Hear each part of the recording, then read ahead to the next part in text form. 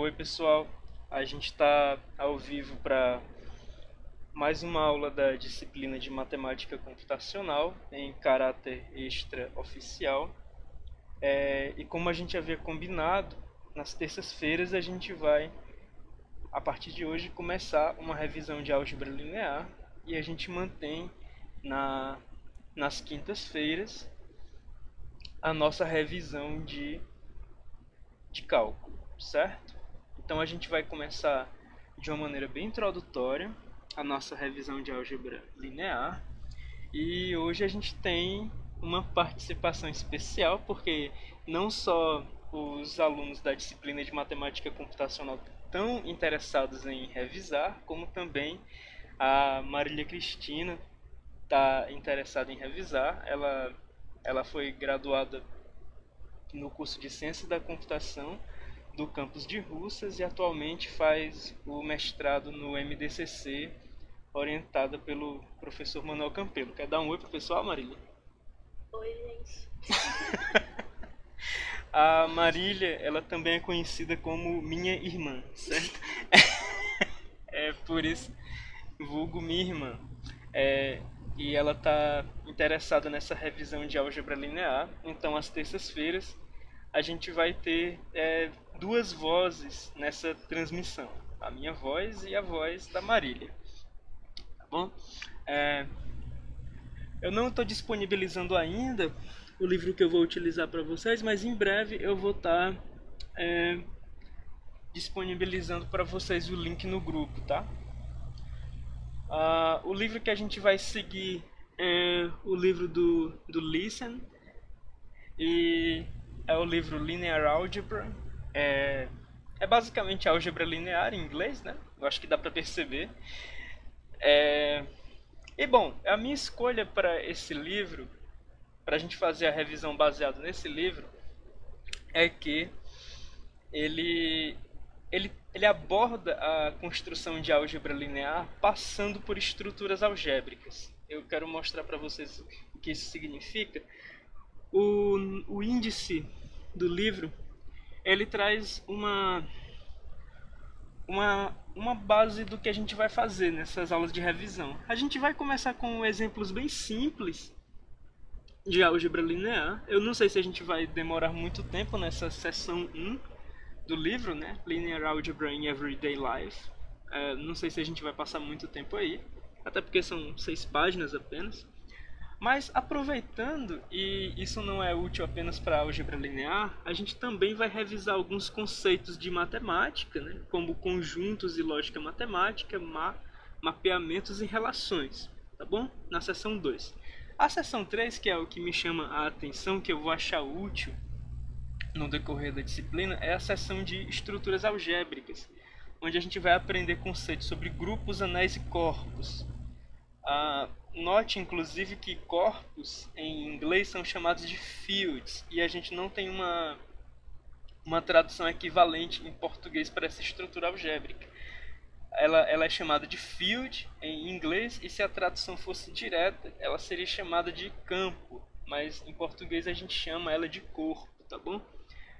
Por que a gente vai estar utilizando essa base de estruturas algébricas? A gente vai estar utilizando essa base de estruturas algébricas porque quando a gente lida com espaços vetoriais e subespaços vetoriais, aqueles conceitos de base e operações, tudo aquilo tem um viés de álgebra abstrata. Então, a ideia que eu gostei desse livro é que ele tem uma introdução bem leve de álgebra abstrata para que você possa ter esse entendimento quando chegar na parte de observar os espaços vetoriais, tá bom? Inclusive na seção 4, onde ele vai falar sobre matrizes, ele vai definir estruturas algébricas em cima das matrizes. Ele vai definir claramente as operações básicas de uma matriz e a definição do que é uma matriz, mas logo em seguida ele vai tratar de anéis e grupos sobre matrizes. E isso vai ser útil para quando a gente chegar na parte de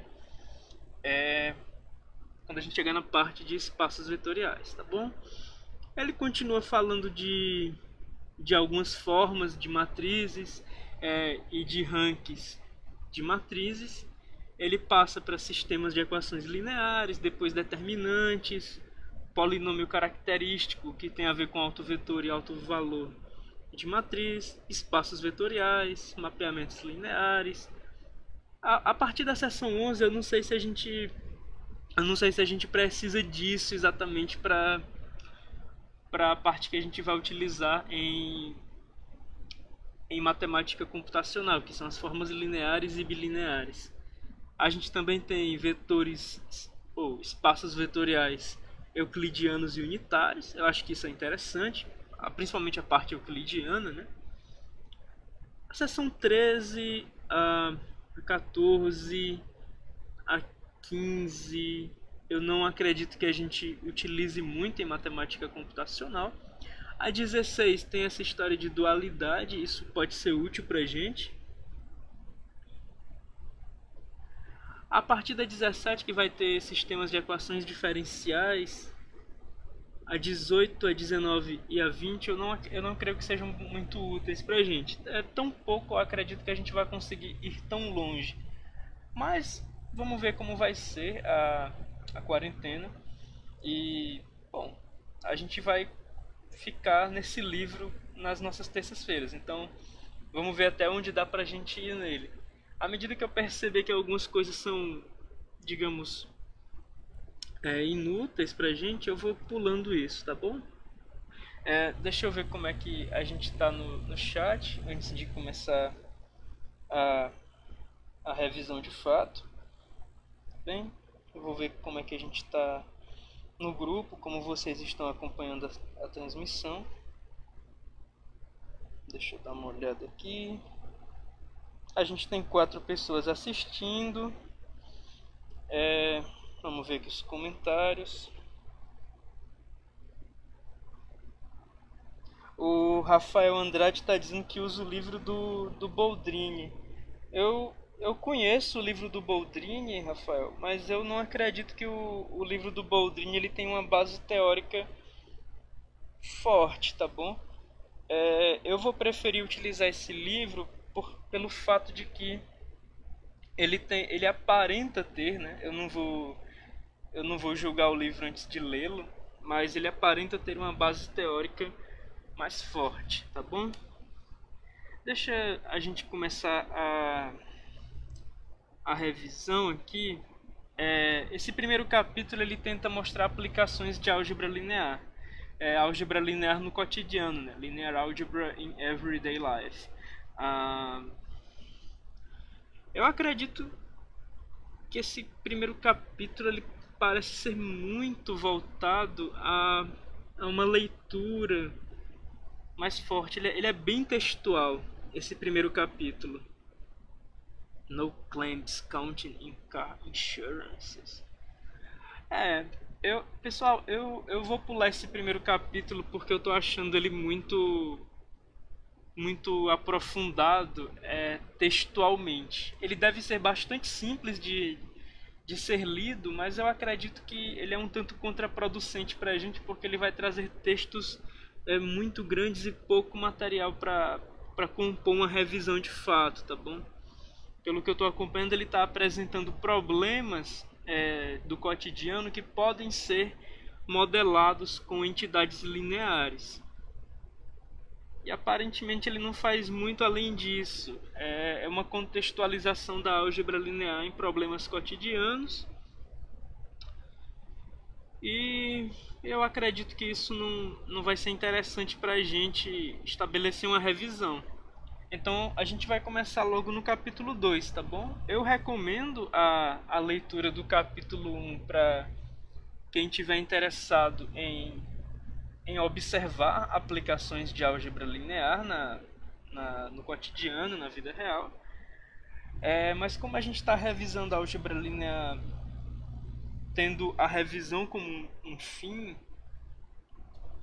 a gente vai começar no capítulo 2 revisando conceitos de matemática básica. Isso ainda não é álgebra linear, mas é útil para a gente revisar conceitos que podem servir para outras disciplinas de matemática, né? Então a gente vai começar com conceitos bastante simples.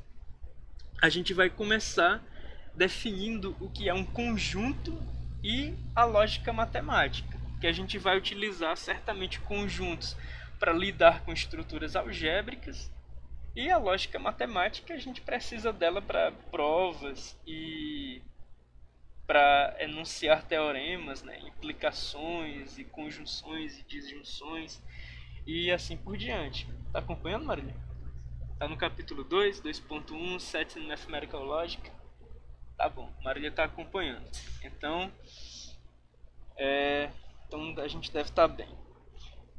Pois bem, a gente vai para a nossa primeira definição, que foi uma definição muito importante para a matemática no século XIX, que é a definição de conjunto. É preciso definir claramente o que é um conjunto, de outra forma você pode começar a provocar problemas na construção dos seus axiomas, certo? Então, uma boa definição de conjunto, ela vai garantir uma coerência quando você for enumerar e definir axiomas. A matemática ela se constrói em cima de uma definição de conjunto e de uma família mínima de axiomas. E a partir deles a gente consegue construir as outras coisas. Mas antes da axiomática, a gente precisa da definição de conjunto bem feita. De outra forma, os nossos axiomas vão parecer um tanto furados, tá bom? Então, vamos para a definição de conjunto. A definição 2.1 diz que um conjunto, essa definição bem aqui, a 2.1, ela diz que um conjunto é uma coleção M de objetos bem determinados e distinguíveis de acordo com a nossa percepção ou pensamento. Esses objetos, eles são chamados de elementos de M, né? Então, um conjunto M é uma coleção. Um conjunto M é uma coleção de objetos bem determinados e distinguíveis a partir da nossa percepção ou pensamento, e esses objetos são chamados de elementos. Esses objetos eles precisam ser bem determinados, né? Ou seja, para você definir um conjunto de coisas, antes de tudo, você precisa ter uma definição formal do que é aquela coisa. E eles precisam ser distinguíveis entre si.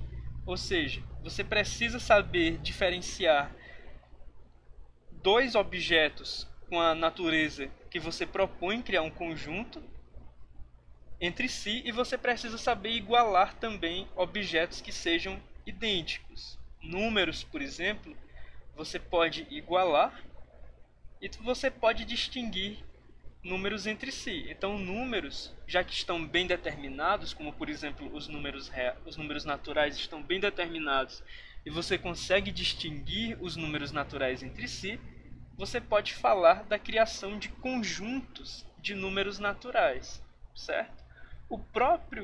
A própria definição de números naturais nos leva à concepção de que os números naturais formam um conjunto.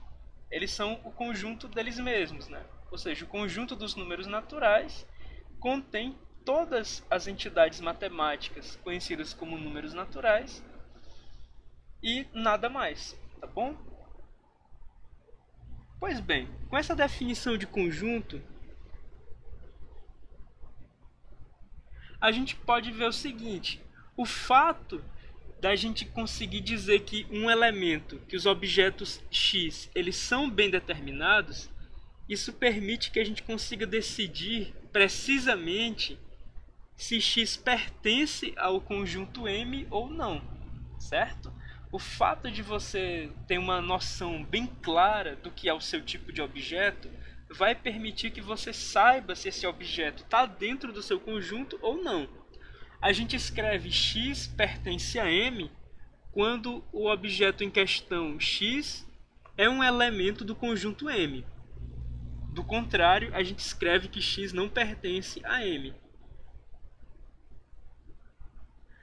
Outra coisa que é importante nessa definição é o fato de que esses elementos são distinguíveis entre si. Ou seja, você consegue uma escrita do conjunto M de tal forma que todos os seus elementos são distinguíveis, né?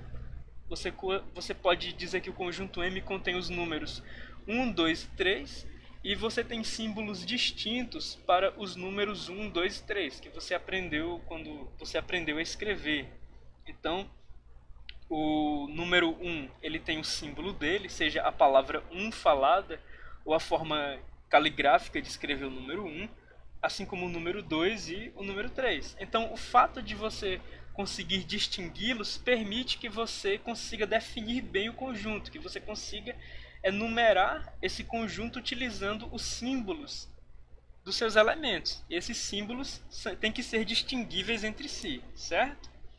Isso permite que a gente consiga escrever o nosso conjunto. Se dois objetos x e y são iguais, então a gente escreve que x é igual a y. Eu realmente gosto da abordagem desse livro, porque, ao que tudo indica pelo andar da carruagem, ele vai construir o básico da matemática que a gente precisa para falar de álgebra linear. Então isso vai ser uma excelente revisão, até para outros tópicos, beleza? Deixa eu ver como é que vocês estão aqui no chat. Por enquanto a gente tem 5 pessoas assistindo. E a gente vai continuar. Quando esses dois objetos eles não são o mesmo, né? E lembrando que a gente está assumindo que esses objetos eles são distinguíveis, ou eles são iguais ou eles são diferentes. Quando os objetos são iguais, a gente expressa x é igual a y. Quando os objetos são diferentes, a gente expressa x diferente de y. Então, a gente está dizendo o seguinte, olha, quando se trata de objetos de natureza matemática, a gente precisa de uma definição formal para esses objetos, que a partir dela a gente vai conseguir estabelecer uma definição formal para a igualdade entre esses objetos. Então agora a gente vai observar os conjuntos como objetos, né? A gente vai observar os conjuntos como elementos que podem fazer parte de outros conjuntos. Mas para isso, a gente vai precisar da definição de igualdade entre conjuntos. Perceba, os elementos de um conjunto, eles precisam ser bem definidos e distinguíveis entre si.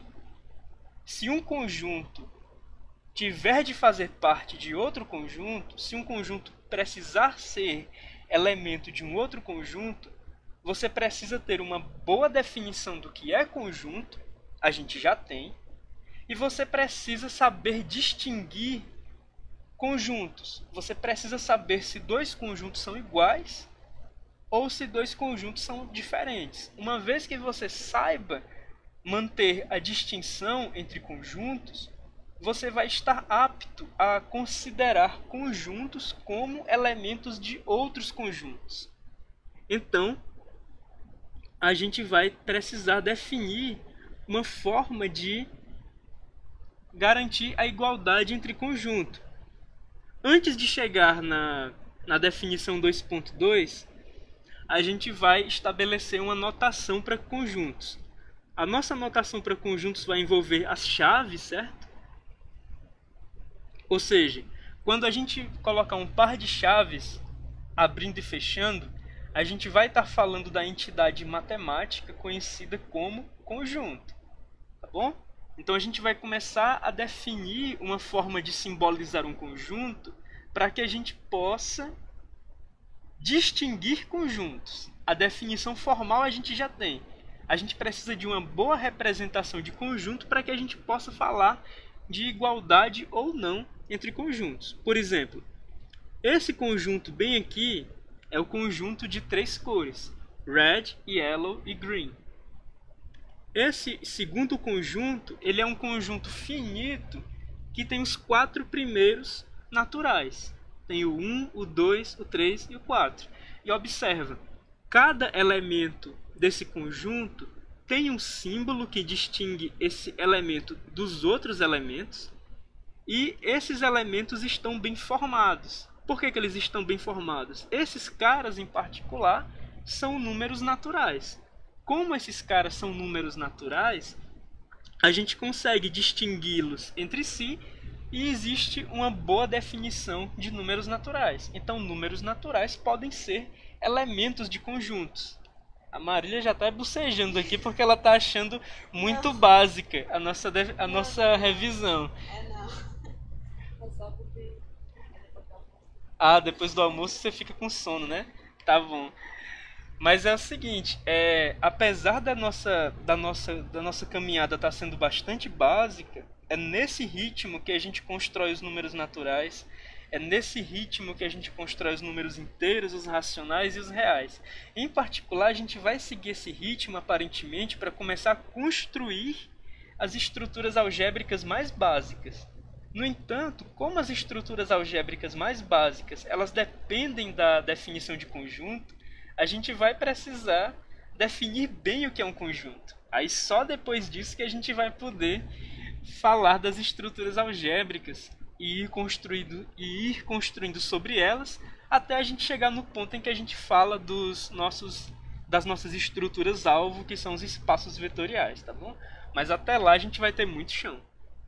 O nosso terceiro conjunto, ele tem um artifício gráfico, que é conhecido como reticências, né?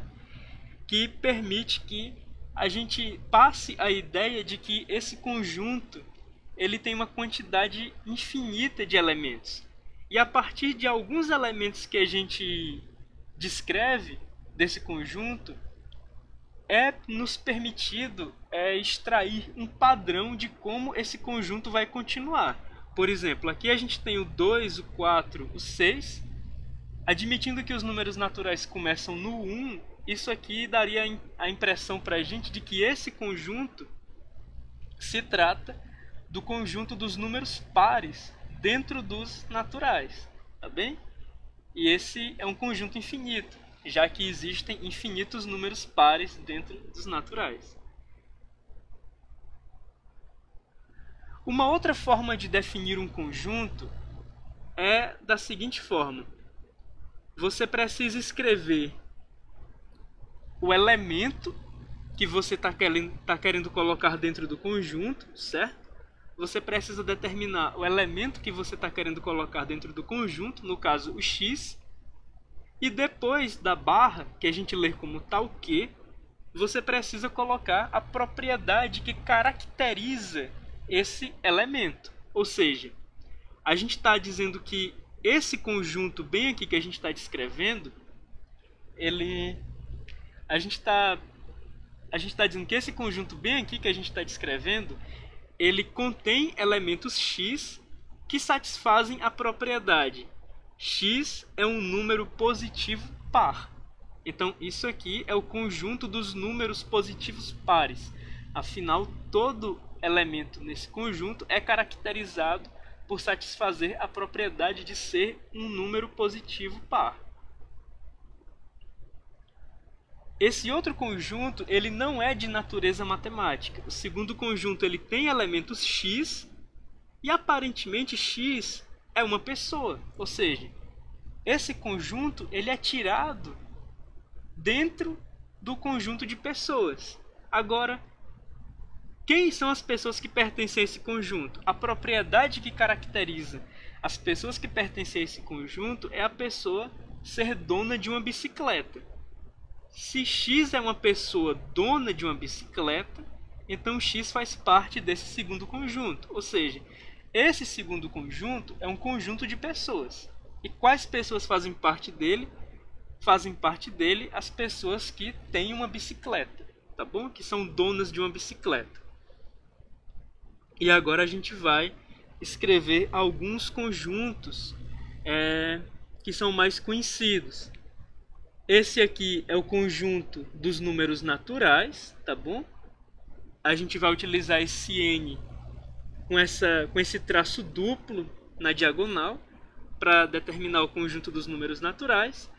E ele começa com o número 1, que é o primeiro número natural, E ele tem o sucessor do 1, que é o 2. Ele tem o sucessor do 1, que é o 3. E assim por diante. Os números são basicamente 1 e aplicações de sucessor no número 1. Então você tem o sucessor do 1, você tem o sucessor do 1, você tem o sucessor ao cubo do 1, você tem o sucessor à quarta do 1, e assim por diante. Então você atribui símbolos para representar diversas aplicações da função sucessor no primeiro número natural, que nesse caso é o número 1.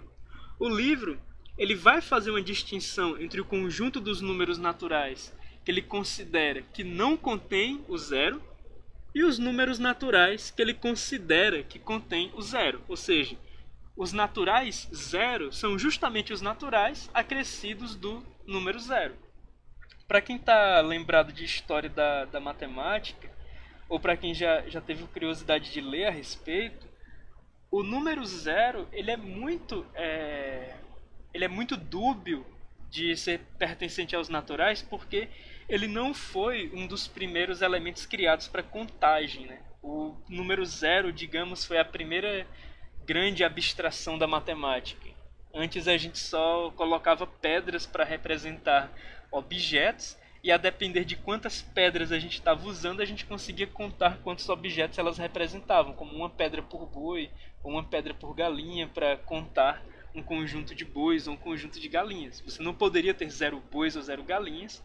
E então o número zero, quando a gente avançou um pouco com o cálculo, né, que consiste em utilizar pedrinhas para falar de coisas, né? Por isso que a gente tem tanto cálculo, que a gente conhece como cálculo diferencial, como os cálculos renais, né, que eles são pedras. O número zero ele pode ser considerado como a primeira grande abstração na matemática. A segunda são os números negativos. Tá bom? E claro, falando em números negativos, a gente tem o conjunto dos números inteiros. Quem é o conjunto dos números inteiros? O conjunto dos números inteiros é o conjunto dos números naturais, como você pode ver, acrescido do zero e com uma função de 1 para 1 dos naturais com o conjunto dos números negativos. Ou seja, para cada natural, você vai ter o número negativo correspondente. Para o número 1, você vai ter o número menos 1. Para o número 2, você vai ter o número menos 2. E assim por diante, tá bom? Agora a gente vai para dois outros conjuntos que são mais sofisticados. A gente vai pegar o conjunto dos números racionais. Agora vamos ver quem é o conjunto dos números racionais. O conjunto dos números racionais, essencialmente, é o conjunto das razões. Ou, de outra forma, é o conjunto das frações. O que faz com que x, um elemento dos racionais, seja visto como uma razão ou fração? X precisa ser escrito na forma A sobre B, onde A é um número inteiro e B é um número natural. Eu ainda acredito que essa definição de números racionais está incompleta, mas eu entendo porque ela está incompleta nessa altura do livro. Os números racionais eles também precisam garantir que A e B são primos entre si. Tá bom? A e B não podem ter divisores não triviais em comum. Mas tudo bem. Nessa altura do livro, ele não vai dar uma definição completa de números racionais, porque a gente ainda não sabe o que é ser primo entre si. Então, como a gente ainda não sabe o que é ser primo entre si, a gente está permitindo que o conjunto dos números racionais tenha todas as razões possíveis. Apesar de que, da forma como a gente está definindo o conjunto dos números racionais, a gente vai ter certas classes de equivalência entre razões. Se vocês estão lembrados de matemática discreta, que é uma classe de equivalência, né? Por exemplo, uma classe de equivalência que a gente vai ter dentro dos números racionais, da forma como ele está definido aqui, é a seguinte. A gente vai ter 1/2, 2/4, 4/8, 8/16, 100/200. Todas essas razões são equivalentes. São várias formas de representar o mesmo número, tá bom? Então, essa definição de números racionais que permite frações que estejam em outra forma, se não na simplificada, essa definição ela permite que haja razões equivalentes entre si dentro dos racionais. Portanto, os racionais com essa definição vão ter classes de equivalência entre razões equivalentes, tá bom? Como o exemplo que eu dei. E por fim, a gente tem o conjunto mais complexo de todos os numéricos, que a gente não tem uma definição clara ainda. O conjunto dos números reais é definido como x, tal que x é um número real. Isso não diz muita coisa. Mas isso não diz muita coisa porque a construção dos números reais realmente é muito complexa. A construção dos números reais é alvo do curso de análise, e eu não sei se esse livro vai entrar nesse tópico. Em particular, eu gostaria que ele não entrasse, porque eu acho que isso distorce um pouco o nosso objetivo aqui, tá bom? Inclusive, ele já vem dizendo isso logo no parágrafo seguinte, né? Ele não vai definir o que é um conjunto dos números reais, porque isso é objeto de estudo da análise real. Logo em seguida, ele dá a deixa para o que eu tinha falado. Ele não está se preocupando em definir claramente o que são os números reais, porque foge do escopo do curso. Os números reais são alvo da análise real, análise na reta, como se diz, ou análise de uma variável só. Aí nesse curso, se você tiver interesse, você vai poder observar a construção dos números reais, né, Marília? Você devia fazer no curso de verão análise. Você tá só enrolando isso aí, viu? Mas enfim, a gente tem o seguinte, né? Para descrever um conjunto utilizando a propriedade que caracteriza a pertinência a esse conjunto, a gente utiliza essa forma, x tal que p de x. Ou seja, se p é uma propriedade, a gente escreve o conjunto dos objetos ou dos elementos. No caso, elementos são objetos bem definidos e distinguíveis entre si, certo? A gente escreve o conjunto dos elementos que satisfazem uma certa propriedade P como, abre chave, x tal que P de x, fecha chave. A gente chama esse P que determina uma propriedade como predicado, tá bom? E a gente vai ler P de x como sendo a assertiva, a propriedade P vale para x, ou em inglês P holds for x, tá bom? Então a gente tem aqui que P vale para x.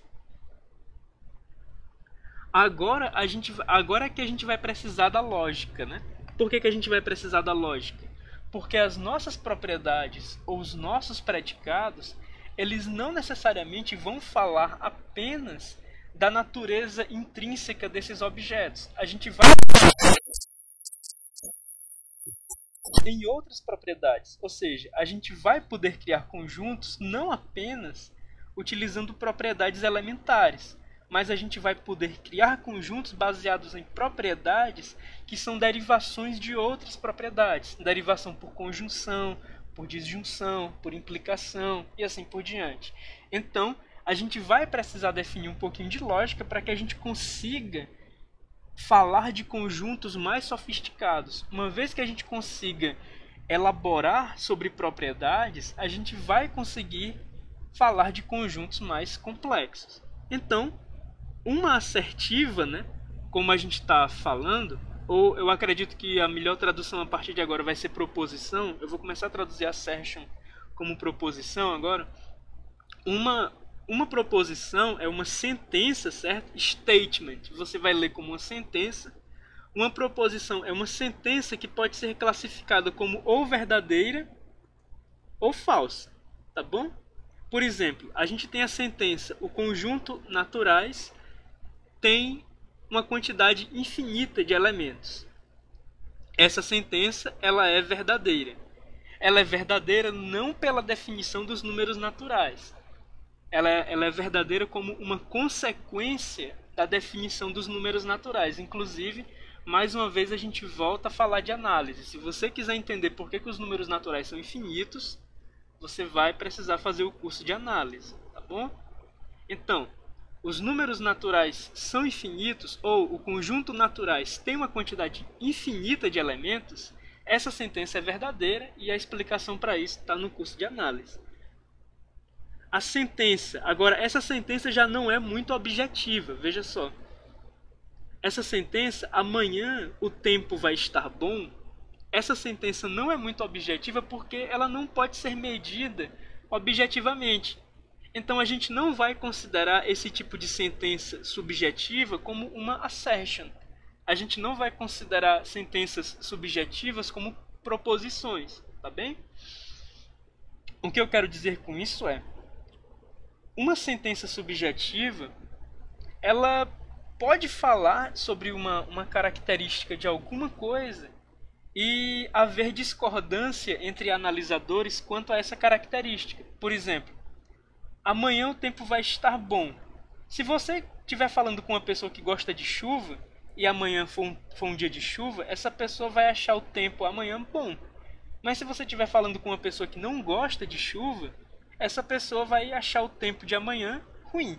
Então não existe objetividade na sentença amanhã o tempo vai estar bom, certo? Então nem toda sentença é uma proposição. A gente vai poder falar que sentenças são proposições quando há uma concordância, digamos, absoluta ou universal quanto à validade da sentença, se ela é verdadeira ou falsa. Se não há uma concordância absoluta ou universal quanto à validade de uma sentença, essa sentença ela não vai ser classificada como uma proposição. E a gente vai, a partir das proposições, criar novas propriedades por derivação. É aí que a gente entra na historinha da lógica proposicional, tá bom?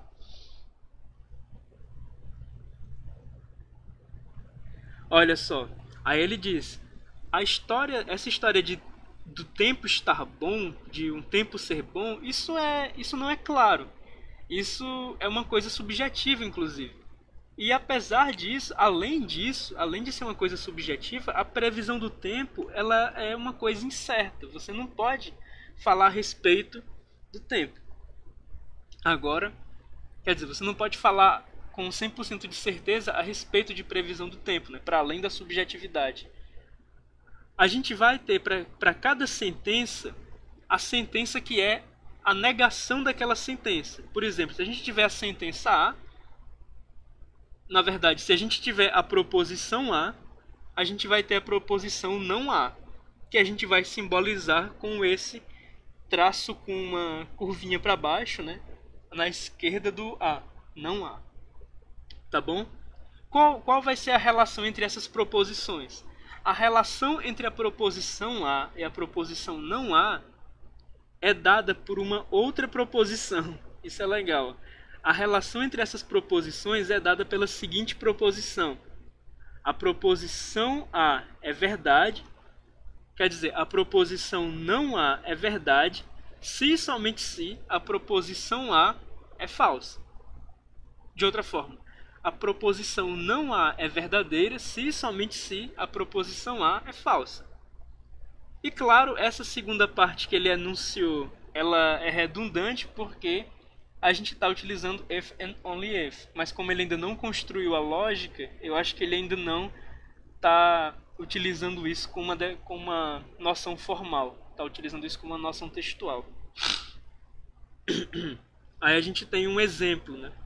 A gente tem a seguinte proposição: o conjunto dos naturais, quer dizer, o conjunto naturais tem infinitos elementos. Qual seria a negação dessa proposição?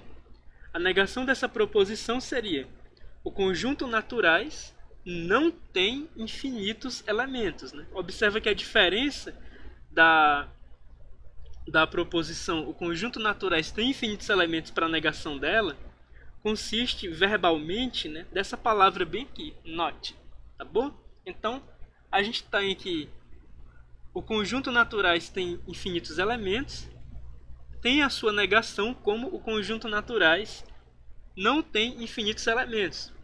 Ou uma outra forma de escrever, o conjunto naturais tem finitos elementos, já que finitos e infinitos são complementares, né? Um conjunto ele não pode ser finito e infinito ao mesmo tempo.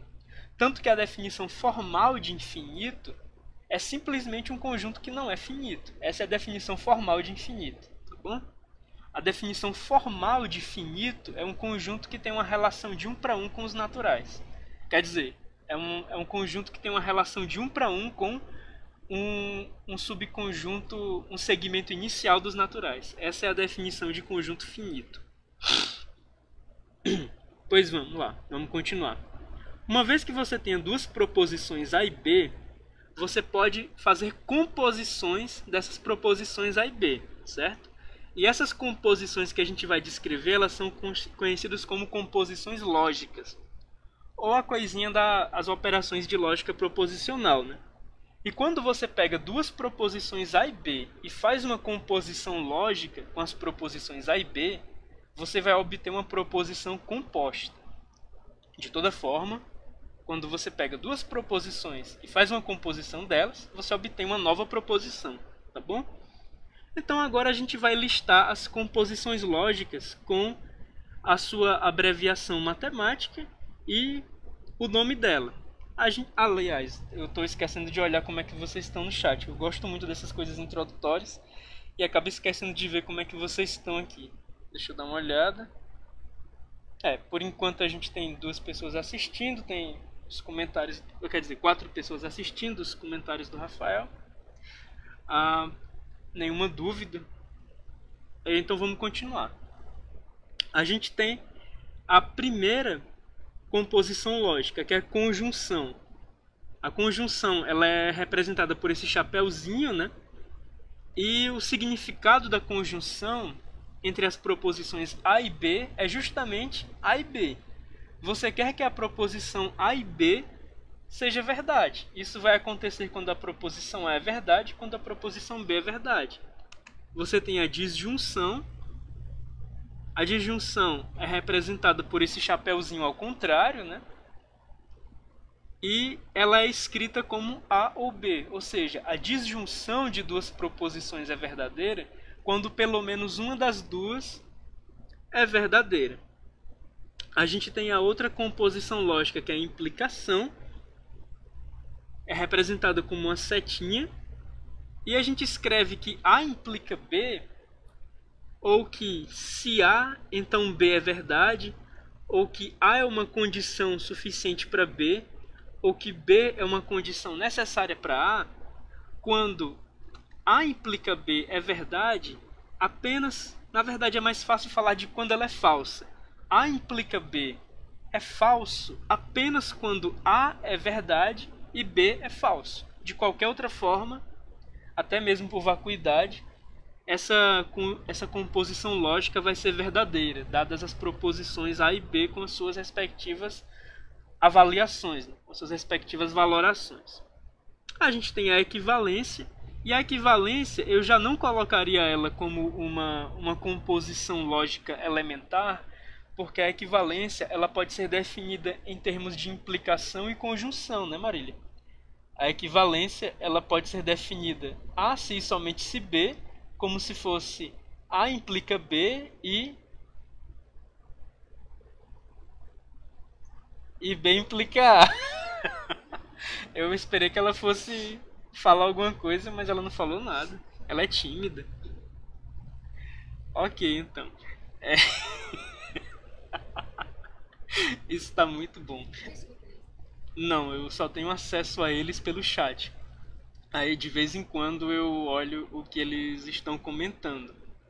Aí eu tenho controle sobre quantas pessoas estão assistindo. Deixa eu ver agora. Inclusive eu parei de acompanhar pelo computador porque ficava muito confuso. Aí agora eu tenho, olha, no chat, a gente tem 5 pessoas assistindo e a gente tem 2 comentários do Rafael. Mas nenhuma dúvida até agora. É porque esses alunos são muito bons e a gente tá revisando coisas muito básicas, né? Mas a gente precisa ter uma base muito forte para quando a gente for para estruturas algébricas, onde o formalismo vai subir um pouquinho. Mas enfim, eu não colocaria equivalência como uma composição lógica elementar. Para mim, equivalência é uma composição que se baseia na conjunção e na implicação, né? A gente não precisa da equivalência como algo elementar. A equivalência pode ser posta em conjunção e implicação.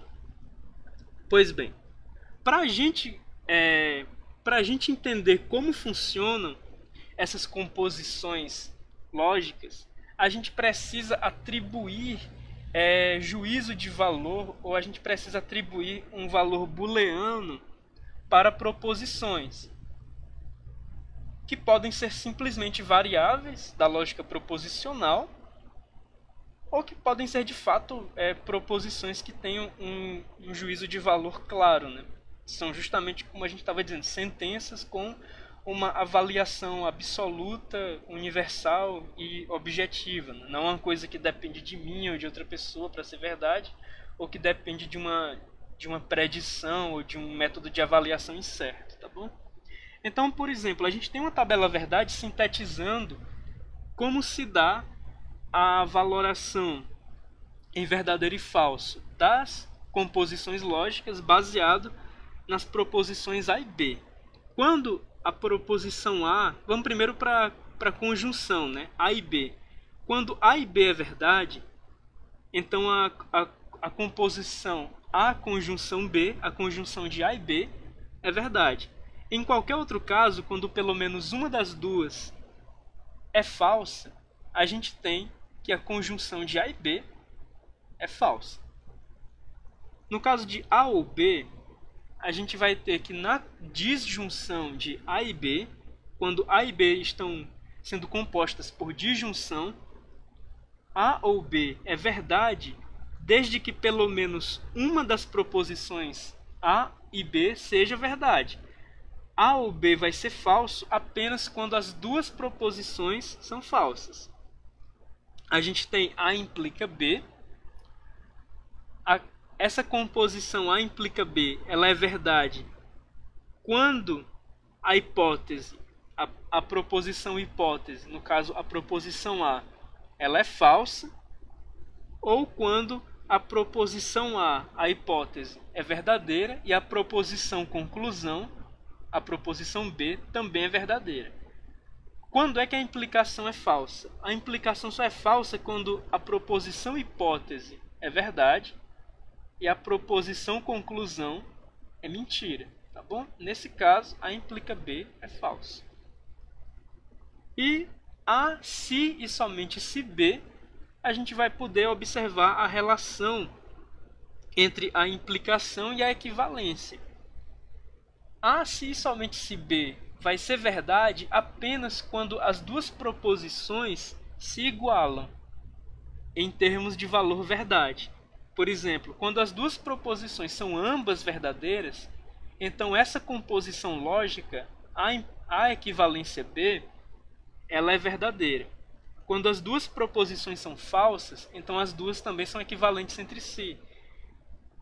Então a gente pode dizer que A equivalência B também é verdade quando as duas proposições se equivalem em valor verdade, né? Quando as duas são falsas. E claro, quando as duas proposições são distintas em valor verdade, então a gente tem que A equivalência B é falso, tá bom? Aí ele vai falar de alguma coisa em relação a números, né? Por exemplo, ele vai falar que 3 menor que 5 implica que 2 é menor que 4. Isso não tem nenhuma utilidade prática, isso é só um exercício de composição lógica, mas isso não ajuda a inferir nada, porque são proposições fechadas, né? 3 menor que 5 sempre vai ser verdade, e isso implica que 2 é menor que 4, que também sempre vai ser verdade, já que ambas, 3 menor que 5 e 2 menor que 4, são verdadeiras. Agora, a partir do fato de que 3 é menor que 5, a gente não pode concluir que 2 é maior que 4. Isso, apesar das duas proposições não terem uma relação entre si, essa composição ela é falsa porque a primeira proposição, a proposição hipótese, ela é verdadeira e a proposição conclusão, ela é falsa. Tá bom? E ele vai dar alguns outros exemplos. E, eventualmente, ele vai falar da contraposição, certo? E aqui ele vai dar aquele velho é fácil ver, né? Ele escreve it is easy to see that. Ele vai dar aquele velho é fácil ver. E aí, se você estiver interessado, você pode construir a tabela verdade, né? E você vai perceber que a implicação de A e B, ela é equivalente à implicação de não B e não A. Essa segunda forma a gente chama de contraposição, tá bom? Isso aqui a gente chama de implicação e essa outra implicação a gente chama de contraposição. Agora observa o seguinte, A e B são proposições que podem ser atômicas, né? Podem ser simplesmente variáveis proposicionais ou proposições de fato, onde é atribuído um juízo de valor.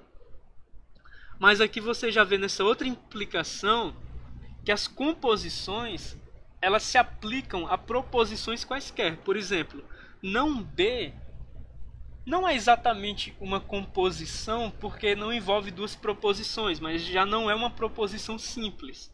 É obtido a partir de uma proposição com a negação. Não B é uma proposição um pouco mais sofisticada que B. Não A já não é uma proposição simples, é um pouco mais sofisticado que A. E de toda forma, essa composição de implicação, ela é construída a partir de duas proposições que não são tão simples, não B e não A, tá bom? E se você olhar a sentença como um todo, onde ele diz que a implicação ela é equivalente à contraposição, ele está utilizando uma outra proposição lógica. Ele está fazendo a composição lógica de equivalência relacionar, ser construída a partir de duas proposições que certamente não são elementares, a partir de duas proposições que são construídas com composição lógica. Então a composição lógica ela se aplica tanto a proposições lógicas simples como a outras proposições lógicas que já tenham sido obtidas a partir de composição lógica, tá bom? Quando a gente for entrar na parte de lógica de primeira ordem, a gente vai começar a noção de quantificadores, tá bem? Porque eventualmente a gente vai perceber que para falar de certas propriedades, a gente vai precisar dessa noção do quantificador universal e do quantificador existencial. Então, o quantificador universal, ele serve para parametrizar uma proposição. Aí, essa lógica com proposições parametrizadas por quantificadores, a gente chama de lógica de primeira ordem, tá bom? Aí o que acontece? Esse quantificador universal, quando ele é aplicado numa proposição parametrizada, ele faz a proposição parametrizada ser verdade se e somente se o parâmetro da proposição é válido para o universo de elementos ao qual o quantificador se refere. Por exemplo, a gente poderia dizer que para todo x pertencente aos naturais, aí a gente vai ter agora, depois do quantificador, a proposição parametrizada, x é maior que zero. Aí a gente escreve, para todo x pertencente aos naturais, x é maior que zero. Então, o quantificador ele determina a natureza de validade dele, no caso é universal, ele determina a natureza do parâmetro, no caso x pertence aos naturais, e em seguida vem a proposição parametrizada por x, x é maior que zero. Então, para todo x pertencente aos naturais, x é maior que zero. Essa proposição ela é verdade porque, de fato, qualquer elemento que valore o parâmetro x, dada a natureza que x tem que ser valorado por um número natural, qualquer número natural que valore x satisfaz a proposição parametrizada que x é maior que zero. A proposição, o quantificador existencial, ele já não exige que todos os elementos com uma certa natureza sejam substituídos pelo parâmetro na proposição parametrizada e façam a proposição parametrizada ser válida. Basta que apenas ao menos um, substitua o parâmetro e valide a proposição. Por exemplo, a seguinte proposição de primeira ordem ela é falsa. Existe um número natural, ou de outra forma, sendo mais formal, existe x pertencente aos naturais, tal que x é menor que zero. Isso não é verdade. Nenhum número natural é menor que zero, né? Agora a gente pode pegar um outro limite inferior e colocar um quantificador universal que vai ser falso e um quantificador existencial que vai ser verdade. Por exemplo, o quantificador universal falso. Para todo x pertencente aos naturais, x é maior que 3. Isso não é verdade, porque quando você parametriza quando você pega a proposição parametrizada x maior que 3 e troca o x por 1 ou 2, ela é falsa. E 1 ou 2 são naturais. Agora, o quantificador existencial, ele vai dar isso como verdade, né? Existe um x pertencente aos naturais, tal que x é maior que 3.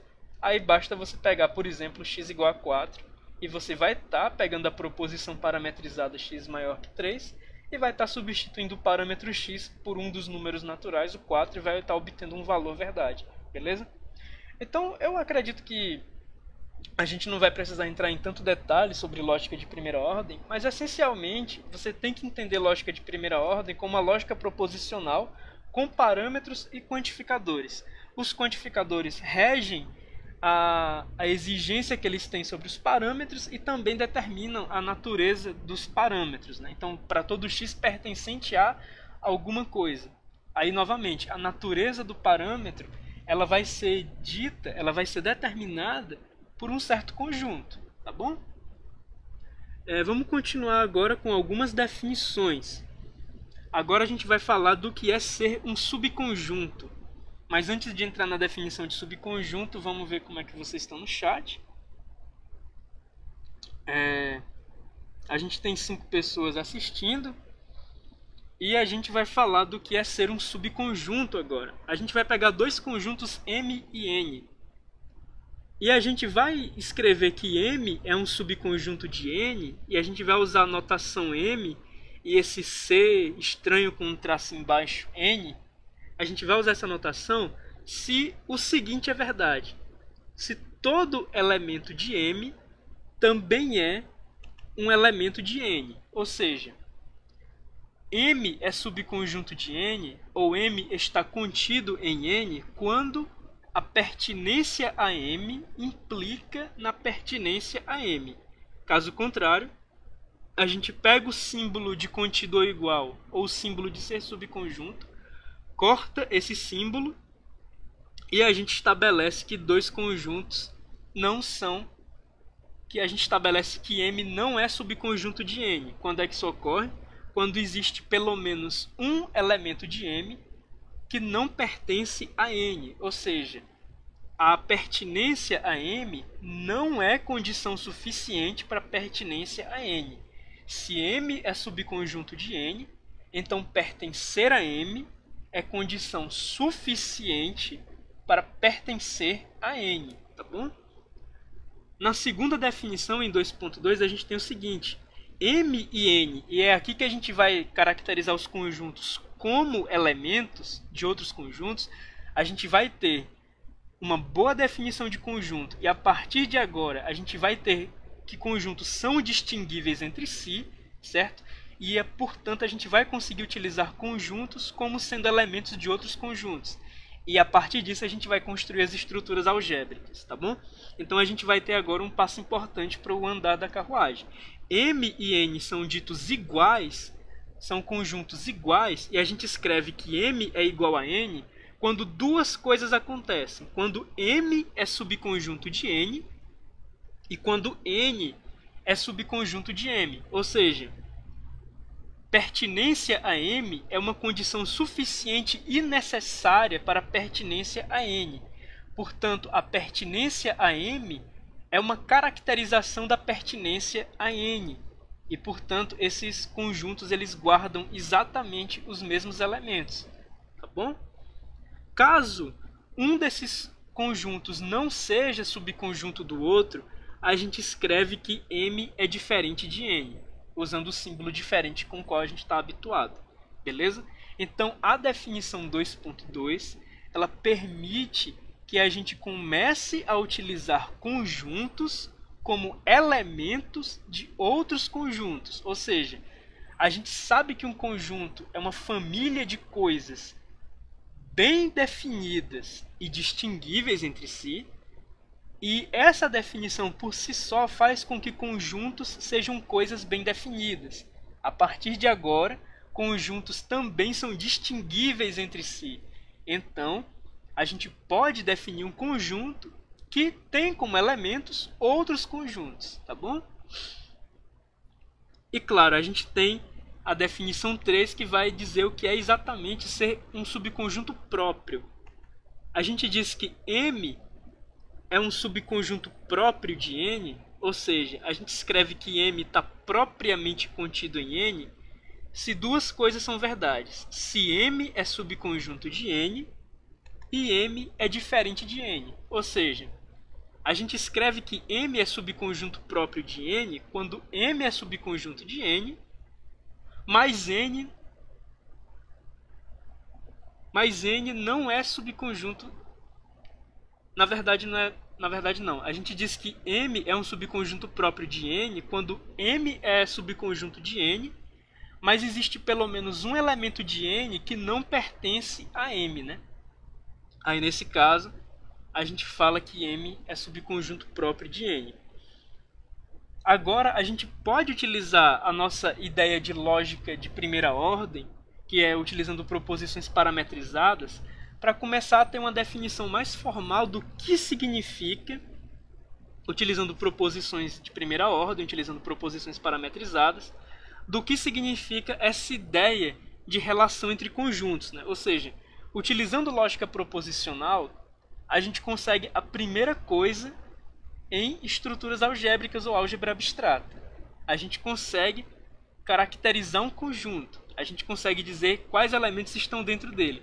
Utilizando lógica de primeira ordem, a gente consegue relacionar conjuntos. Então perceba que a gente sobe um pouco de abstração na parte de lógica e a gente também consegue relações, digamos, de alta ordem, né? Agora a gente consegue não apenas relacionar elementos simples a conjuntos, mas agora a gente consegue, com lógica de primeira ordem, relacionar elementos, digamos, não tão simples como sendo os conjuntos, com outros conjuntos. Então a gente tem a relação M contido ou igual a N, M é subconjunto de N, equivalente à seguinte proposição de primeira ordem. Para todo X, a gente tem que a pertinência a M implica na pertinência a N. Mais uma definição baseada em lógica, e agora é só lógica proposicional mesmo. M igual a N, a gente tem que isso é equivalente a M ser um subconjunto de N e N ser um subconjunto de M. M é subconjunto próprio de N. A gente tem uma equivalência com a seguinte proposição lógica. M é subconjunto de N e M é diferente de N. Aí você pode pensar, cara, mas na verdade, para relacionar conjuntos entre si, a gente só precisou de lógica de primeira ordem no item 1. Nos itens 2 e 3, nesses itens aqui, a gente não utilizou um quantificador de primeira ordem. A gente não precisou de lógica de primeira ordem para relacionar os conjuntos entre si. Na verdade, a gente precisou, né? Porque no primeiro item, a gente determinou, utilizando lógica de primeira ordem, o que é ser subconjunto. E se você reparar, os dois outros itens, eles utilizam pelo menos uma vez a definição de ser subconjunto. O item 2 utiliza a definição de ser subconjunto duas vezes. O item 3 utiliza a definição de ser subconjunto uma vez. Tá bom? Então, os dois outros itens implicitamente também utilizam lógica de primeira ordem para relacionar conjuntos. Beleza? Vamos para uma definição. Um conjunto que é muito legal, né, é o conjunto vazio. Agora, se todo conjunto pode ser definido com uma propriedade, existe uma propriedade elementar que deve ser satisfeita por um conjunto. Perceba, conjuntos são coleções de coisas bem determinadas, bem definidas e distinguíveis entre si. você não espera que uma coisa bem determinada seja diferente dela mesma. Então, se você estabelece como propriedade que uma coisa... Se você estabelece como propriedade, sei lá, como propriedade P, que x, sendo uma coisa bem determinada, é diferente de x, então nenhuma coisa bem determinada vai satisfazer a propriedade P. Logo, existe uma propriedade que caracteriza o conjunto vazio, que é justamente essa propriedade, né? Ou seja, quando você considera o conjunto x tal que x é diferente de x, onde x não tem a sua natureza especificada, a gente só está admitindo que x é algo bem determinado, né?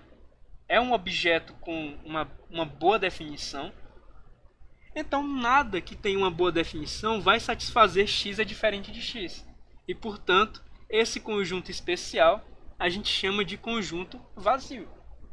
É um conjunto construído a partir de uma propriedade. Como a gente estava dizendo, todo conjunto vai poder ser caracterizado ou por enumeração dos seus elementos, quando ele for finito, ou por uma propriedade, quando ele não for finito, tá bom? E ele acabou de introduzir mais uma coisa, essa operação de atribuição de Pascal, ou de pseudocódigo, como é definido como, tá bom? E agora a gente vai para um teorema. Olha só, isso está com muita cara de análise, porque esses teoremas são muito simples. A gente vai para o nosso primeiro teorema. Aliás, deixa eu ver como é que vocês estão aqui no curso, né? Deixa eu ver como é que vocês estão aqui no chat. Tá, 5 pessoas vendo. Nenhum comentário novo, mas deixa eu ter certeza. Minha tela do Facebook tá congelada. Eu não sei, agora eu tô com medo se eu tô realmente transmitindo ou não, mas aparentemente eu tô transmitindo. O OBS não tá dizendo que eu tô desconectado, então o Facebook vacilou ali, mas aparentemente tá tudo ok. Tem pessoas assistindo a live e o Facebook no celular disse que a live tá em pé. Então ela deve estar em pé. Apesar de eu não conseguir constatar isso no computador, mas tudo bem. Então a gente vai para o nosso primeiro teorema com o maior cara de análise. Para todo o conjunto M, as seguintes proposições são válidas. A primeira proposição é que o vazio é um subconjunto de M.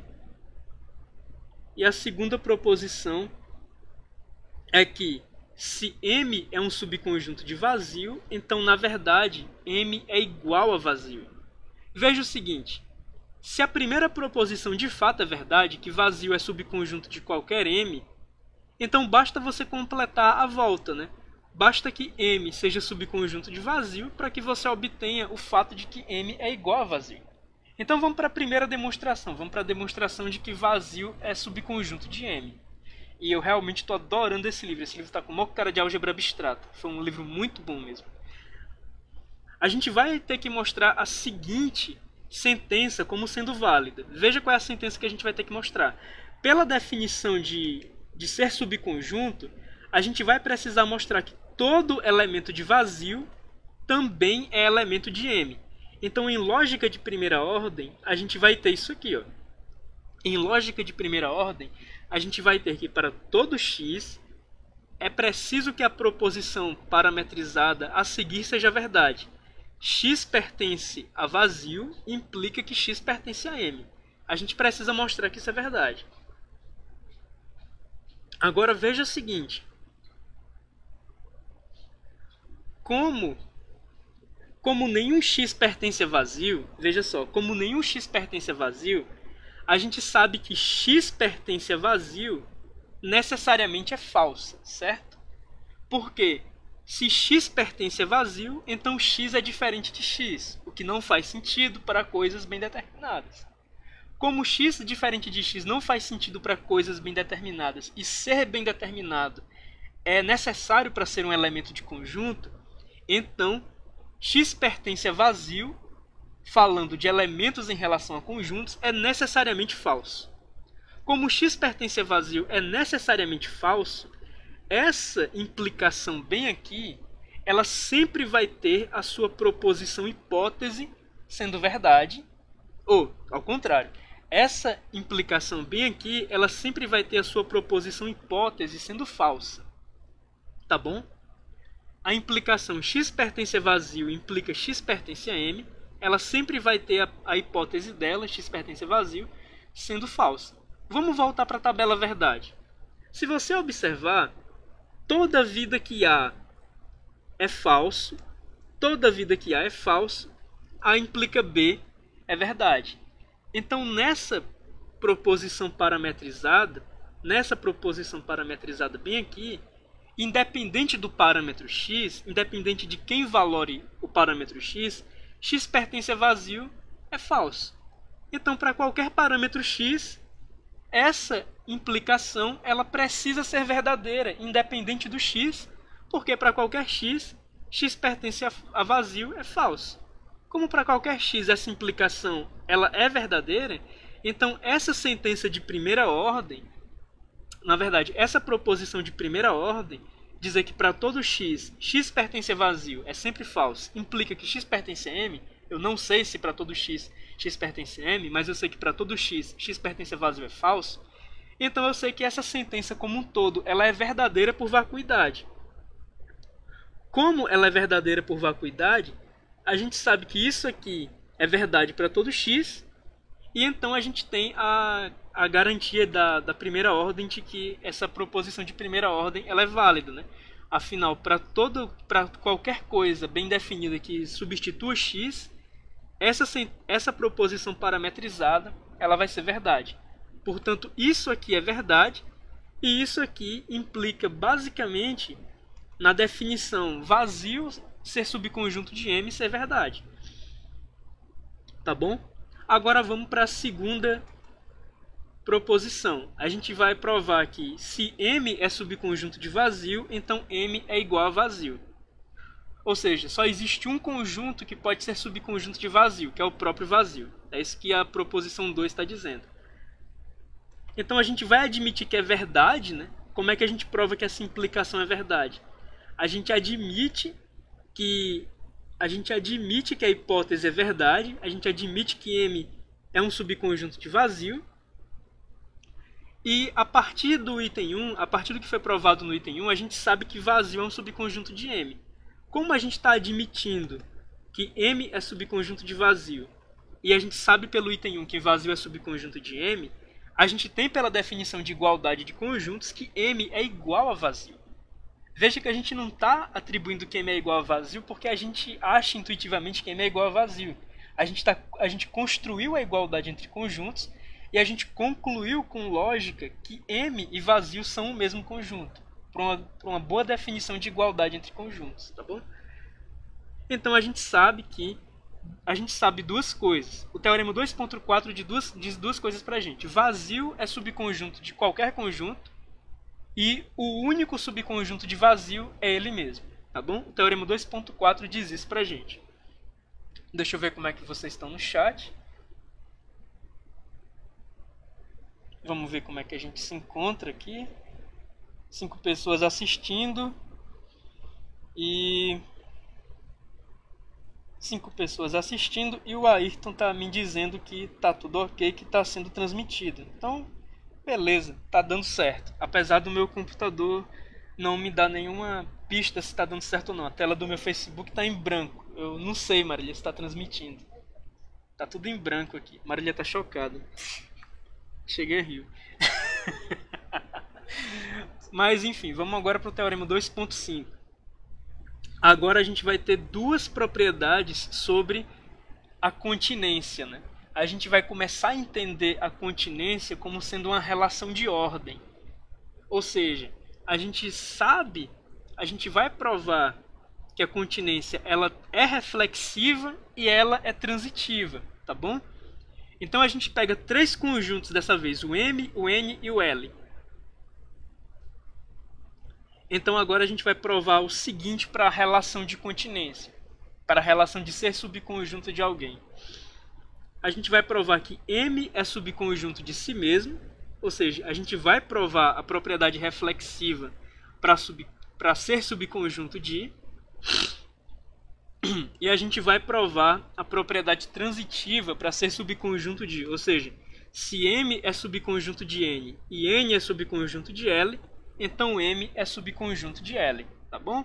E novamente não vai ser por achismo, não vai ser por intuição, vai ser por definição matemática pura. A única coisa que a gente admitiu entender mais ou menos bem nessa aula é o que significa ser uma coisa bem determinada e distinguível. O resto está sendo matemática, tá bom?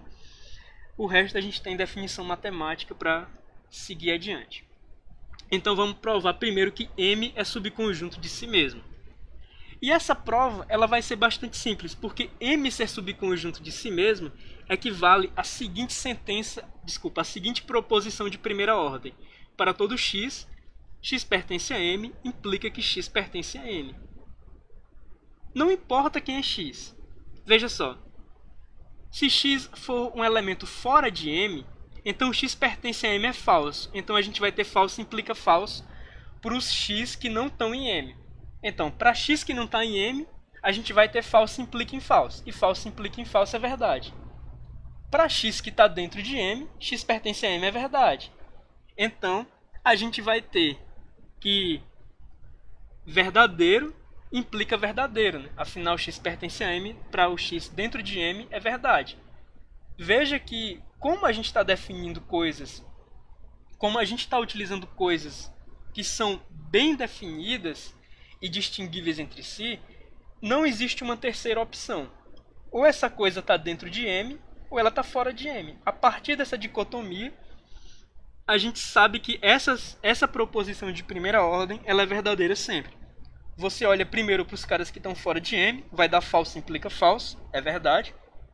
Você olha para os caras que estão dentro de M, vai dar verdadeiro implica verdadeiro, também é verdade. Tá bom? Aí ele explica um pouquinho esse raciocínio aqui no texto, né? Ele explica esse raciocínio um pouquinho aqui no texto. E agora a gente precisa mostrar a contraposição. Então a gente precisa do seguinte. Verdade, ainda bem que a Marília me corrigiu. A minha dislexia vai ser compensada nessa aula. Eu já estou começando a confundir as propriedades, ó, mas a Marília já me corrigiu aqui. Não é contraposição, é transitividade. Deixa de ser doido.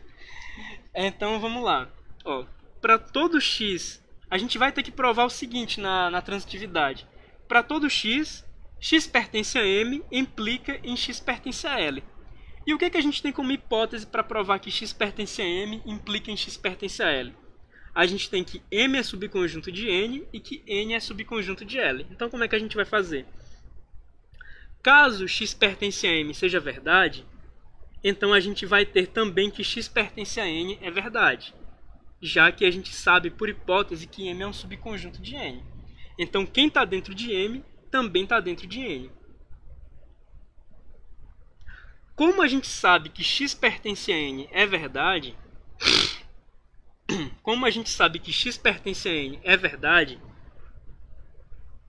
a gente vai ter que isso implica que x pertence a L. Afinal, a gente admitiu que N é um subconjunto de L. Ou seja, a gente tem pegado que x pertence a M. Observa que isso não depende nem do x. X pertence a M implica em x pertence a N, porque a gente admitiu que M é subconjunto de N. A gente admitiu isso como sendo verdade.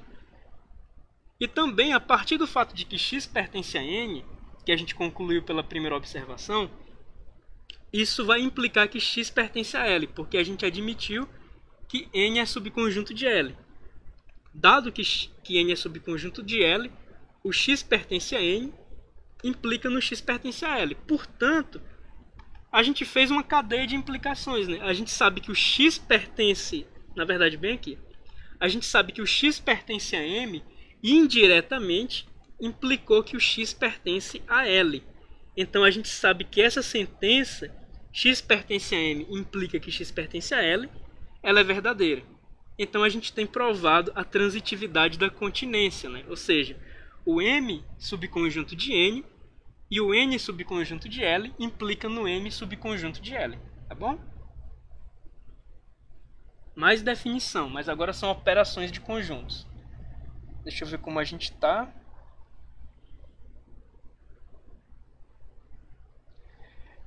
São 2h18, vamos para operações de conjuntos. Deixa eu ver se a gente termina essa sessão rapidinho. Tá perto de terminar a sessão, então vamos terminar a sessão. Vamos terminar a sessão e essa vai ser a aula de hoje, tá bom? E na próxima aula a gente continua com as outras sessões. Vamos lá. Na definição 2.6, dois conjuntos M e N. A união de M e N vai ser representada por M união N, e isso aqui vai ser um novo conjunto, né? Ou seja, a gente vai ter operações que a partir de conjuntos descrevem novos conjuntos. Aí bem aqui a gente tem o seguinte, ó. Bem aqui a gente tem um conjunto sendo descrito como o elemento e a propriedade que esse elemento obedece. E a propriedade que o elemento obedece em lógica proposicional, né? Nada está sendo inventado aqui. Então a gente tem o seguinte, ó. Quem é que está dentro da união? São os elementos X que satisfazem a propriedade de serem elementos de M ou serem elementos de N. Então, os elementos que satisfazem essa propriedade estão dentro de um conjunto chamado M união N. Quando a gente muda a disjunção para uma conjunção, a gente tem, em vez da união, a interseção. A gente tem M inter N. Novamente, um conjunto com um elemento e a propriedade que ele obedece. Aí aqui a gente tem o quê? São os elementos X tal que X pertence a M e X pertence a N. Um elemento X que satisfaça essa conjunção, que seja elemento tanto de M como de N, faz parte de um conjunto chamado M interseção N. E por fim a gente tem a operação M diferença N. A diferença dos dois conjuntos define um terceiro conjunto. Aí a gente tem... Quem é que está na diferença de M e N? São os elementos X que obedecem a seguinte proposição lógica. São os elementos X tal que obedecem a conjunção. X é elemento de M e X não é elemento de N. Tá bom? Aí a gente tem mais uma coisa. Quando a interseção de dois conjuntos é o conjunto vazio, a gente diz que M e N são conjuntos disjuntos, certo? E claro, essas operações que são feitas 2 a 2, como união e interseção, elas podem ser generalizadas para mais de um conjunto. Aí a gente vai utilizar a lógica de primeira ordem, tá bom? Por exemplo, a gente pode fazer uma notação similar à de somatório para união. E quem seria a união dos MI? A união dos MI são os elementos X que satisfazem a seguinte proposição de primeira ordem. São os elementos X que satisfazem a proposição da existência de um I do conjunto de índices I, tal que o X pertence a algum MI. E a interseção é a mesma coisa, só que no lugar do existe você tem um para todo. Ou seja, quando você define a união, você utiliza o quantificador existencial, né, para definir a união de vários conjuntos. E para definir a interseção de vários conjuntos, você utiliza o quantificador universal. Ou seja, para todos os índices de conjuntos MI, para o elemento estar aqui dentro, ele precisa ser elemento de todos os MI, tá bom? Para qualquer I. E por fim a gente tem o seguinte. O conjunto I, ele é dito um conjunto de índices. Por exemplo, esse conjunto de índices, ele sempre vai ser um subconjunto próprio dos naturais. Em particular, um conjunto de índices, ele é um segmento inicial dos naturais, né? Já que ele começa no 1 e termina em algum número natural. Ou seja, ele é meio que eu vou abusar um pouco a linguagem, ele é meio que um prefixo dos números naturais. E a gente pode escrever a união de conjuntos M1, M2 até Mn, novamente utilizando um pouco da noção de somatório, né? Colocando o índice igualado ao primeiro valor que ele vai obter, no caso é 1, até n, né? Em cima. Isso para união. E para interseção a mesma coisa, só que com o símbolo da interseção. Tá bom? É bem análogo à noção de somatório. Mais um teorema, cara. Agora a gente está no teorema 2.7. No teorema 2.7 a gente vai ter o seguinte: seja M o subconjunto de N para dois conjuntos semi-N. Então a seguinte: a primeira coisa é que todo subconjunto de M também... Pera, isso está traindo a minha intuição. Todo subconjunto de... Ah, não é que as duas coisas são verdades. É que as duas coisas são equivalentes. Ó, a minha falta de leitura que trai a minha intuição. Eu pensei que sempre ia ser verdade que M é um subconjunto próprio de N. Na verdade, ele não está dizendo que as duas coisas são verdades sempre. Elas são relativamente verdadeiras.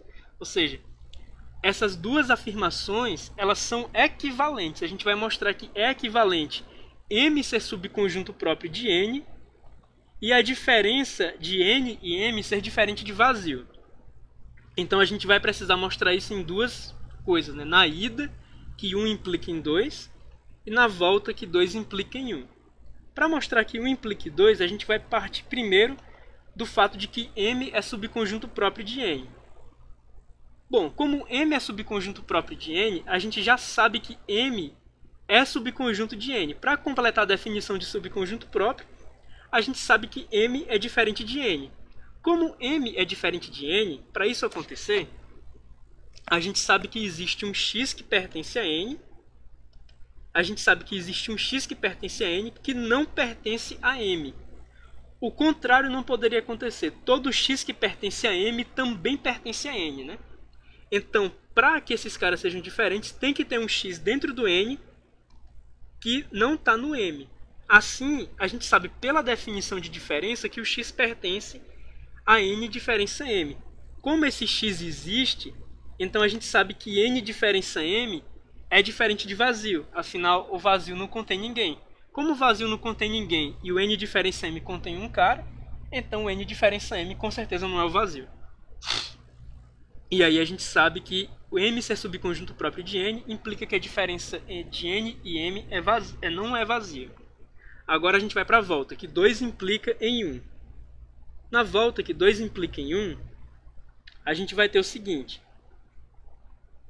A gente vai partir do fato de que N diferença M é diferente de vazio. Ou seja, a gente sabe que existe um elemento dentro de N diferença M. Portanto, a gente sabe que existe um elemento em N que não está em M. Mas isso implica necessariamente, como existe um elemento dentro de N que não está em M, isso implica que N é diferente de M.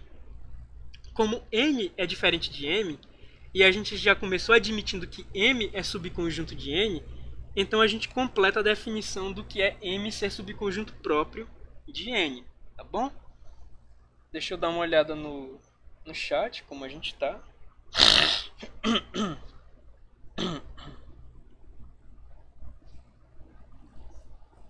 Vamos ver aqui, o Enio comentou alguma coisa. Deixa eu ver.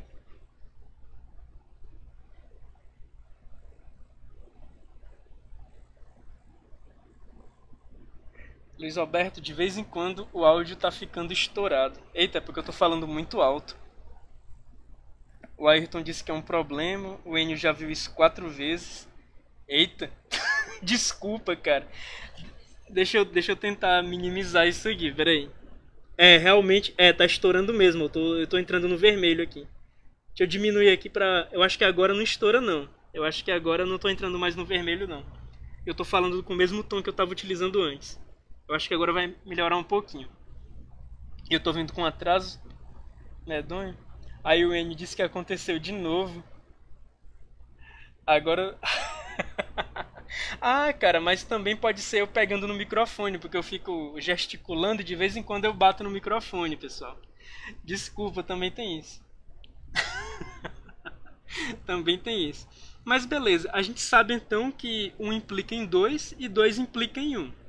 Então a gente sabe que 1 e 2 são equivalentes, ou seja, dado que M é subconjunto de N, M subconjunto próprio de N implica que N diferença M é equivalente a dizer que N diferença M não é o conjunto vazio. O teorema 2.8 não vai ser provado, vai ser só um monte de coisas, né? Então vamos lá. E agora a gente vai começar a ver essa coisa de estruturas algébricas, de ter as propriedadezinhas comutativa, associativa, distributiva e por aí vai. Ou seja, a gente vai começar a ter uma construçãozinha de estruturas algébricas com as operações de interseção e união, tá bom? Em particular, de fato, elas definem uma estrutura algébrica que a gente vai ver lá na frente. Mas vamos ficar aqui com o teorema 2.8. As seguintes sentenças são válidas. Na verdade, eu disse que ia traduzir sentença como proposição, ou assertion como proposição. Statement é sentença e assertion é proposição. As seguintes proposições são válidas. Se a interseção de M e N está dentro do M, então a gente sabe que M é um subconjunto de M união N. Certo. A comutatividade. A gente sabe que M inter N é igual ao conjunto N inter M e o mesmo vale para a união. A associatividade. A gente sabe que M inter N inter L é o mesmo conjunto M inter N inter L e o mesmo vale para a união. A distributiva, essa é legal. A distributiva diz que M união N inter L é igual a M união N em interseção com M união L. E M inter N união L é igual a M inter N união M inter L, né? Realmente é como se a gente estivesse distribuindo as operações. Se você lembrar de aritmética, né? Da distributiva, do mais e do vezes e tal. E acredite, isso não é uma coincidência, tá bom? Essa equivalência que existe nas propriedades do mais e do vezes, da união e da interseção, não é uma coincidência. É por isso que existe o tópico de álgebra abstrata, que é justamente para estudar essas coincidências, tá bom? Que na verdade não são. Aí a gente sabe uma outra propriedade, né, que M diferença N é necessariamente um subconjunto de M, e que M diferença N inter L é igual a M diferença N em união com M diferença L. Ou seja, é basicamente de Morgan aqui, né? E M diferença N união L é M diferença N inter M diferença L. É só um outro jeito de ver de Morgan, tá bom? Se você se lembra do de Morgan com M sendo um conjunto universal, digamos. Novamente, de Morgan vai acontecer várias vezes, não só em relação à lógica proposicional, à teoria dos conjuntos ou a como se diz, ou aquelas histórias de circuitos digitais, né? Que é só lógica proposicional glorificada aquilo ali. Mas o ponto é que de Morgan vai acontecer várias vezes, novamente, por conta da ramificação não, de como essas entidades operação elas se encontram mais no fundo, né, da álgebra abstrata. Vocês vão ver que muita coisa na verdade é igual em termos de operações. Vamos para a nossa última definição, que é a definição de cardinalidade. E agora que a gente pode falar de elementos, quer dizer, a gente pode falar de conjuntos sendo elementos de outros conjuntos, a gente vai falar meio que de um conjunto universo para essa história de conjuntos pertencendo a conjuntos, tá bom? Primeira coisa, a gente vai definir como cardinalidade de M o número de elementos de M, e o conjunto das partes de M, ou power set de M, a gente vai definir como P caligráfico M, é o conjunto que tem como elementos os subconjuntos de M. Se a gente não tivesse definido o que é a igualdade entre conjuntos, a gente não poderia estar tomando um conjunto de conjuntos. Mas como a gente definiu que é a igualdade entre conjuntos, os conjuntos são entidades bem definidas e distinguíveis entre si. Então eles podem ser elementos de conjuntos. Então a gente pode ter conjunto que pertence a conjunto, sem problema nenhum. Então a gente define o power set como o conjunto de todos os subconjuntos de M. E a gente tem a definição em lógica proposicional e em notação de teoria de conjunto do power set de M.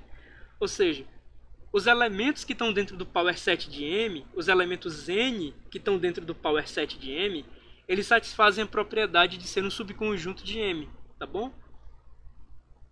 O conjunto vazio, ele tem a seguinte propriedade. Ele tem cardinalidade zero, por convenção. E é aqui que surge o número zero, né, quando você se pergunta qual é a cardinalidade do conjunto vazio. E o power set de vazio não é o vazio. Veja só. A gente provou que o vazio é subconjunto de todo o conjunto. E a gente provou que o único subconjunto do vazio é ele mesmo. Então, se o power set do vazio é o conjunto de todos os subconjuntos de vazio, o power set do vazio não é vazio. O power set do vazio tem um único elemento, que é o vazio. Né, Marília? Marília chega a rir agora. A Marília acha matemática engraçada, ela é interessante. É uma pessoa bem peculiar. Enfim, aí a gente tem que a cardinalidade do power set do vazio é exatamente 1, porque o power set do vazio tem um único elemento, o próprio vazio. Aí ele dá um certo exemplo, né? Se a gente pegar o conjunto M com dois elementos 1 e 3, a gente vai ter que o power set de M vai ter 4 elementos, que é justamente 2 elevado a 2. 2 elevado à cardinalidade de M, né? Quais são os elementos do power set de 1 e 3? É o vazio, o subconjunto que tem só o elemento 1, o subconjunto que tem só o elemento 3 e o subconjunto de M, que é ele mesmo, o M. Então a gente tem 4 subconjuntos de M. Portanto, o power set de M tem 4 elementos, 4 subconjuntos de M. Aí a gente sabe, né, que o power set de M vai ter cardinalidade 4 e ele observa que 4 é justamente 2 elevado à cardinalidade de M. Isso é uma coisa que você pode provar, que aparentemente ele não vai provar, ele está querendo passar rápido por isso. E a gente vai encerrar a live de hoje agora, depois que eu ler os comentários de vocês. Na próxima aula a gente vai começar a falar de mapeamentos, o que vai dar origem para as funções, né? Antes de mais nada, deixa eu só ver como é que a gente está aqui. A gente tem 5 pessoas assistindo. O Davi também comentou os estouros, mas não foi o fone de ninguém, fui eu batendo no meu próprio fone. Ou talvez foi o OBS mal configurado, mas eu já tentei reduzir isso um pouquinho. Eu espero que não tenha atrapalhado muito. Davi, Enio, Ayrton, pessoal que está comentando mais aí, que está mais ativo. Bom, vocês não tiveram dúvida, né? Porque é um assunto muito fácil esse. A gente só está vendo matemática elementar sob uma ótica muito rígida, certo?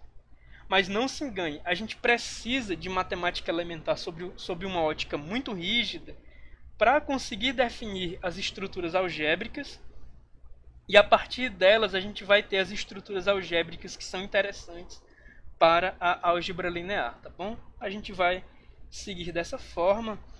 Não havendo mais comentários, eu quero lembrar vocês que quinta-feira de 3 a 5 a gente tem a nossa live de revisão de cálculo, beleza? Quinta-feira também a gente vai ter a palestra da professora Tatiane, coincidentemente orientadora da Marília, né? Ex-orientadora da Marília, porque ela já se formou, ela faz questão de dizer isso. Você ainda orienta um pouco? Ainda orienta um pouco, Marília? Ah, tá bom. Tá escrevendo um artigo com a Tati. A Tati vai dar a palestra dela, ou mais formalmente, a professora Tatiane do campus de Russas. Parece que eu tô brigando com a Tati. A professora Tatiane do campus de Russas, ela vai dar a palestra dela, que vai ser um mini curso, às 18 horas da quinta-feira.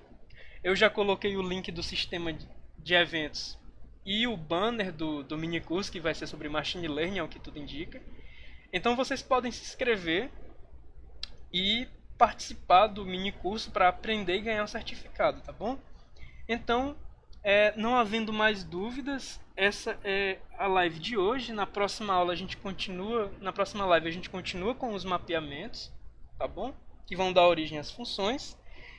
E é isso, pessoal. Até quinta-feira para nossa live de revisão de cálculo e eu espero que vocês possam também prestigiar a live da nossa colega, a professora Tatiane, tá bom? Então, até mais e boa tarde para vocês.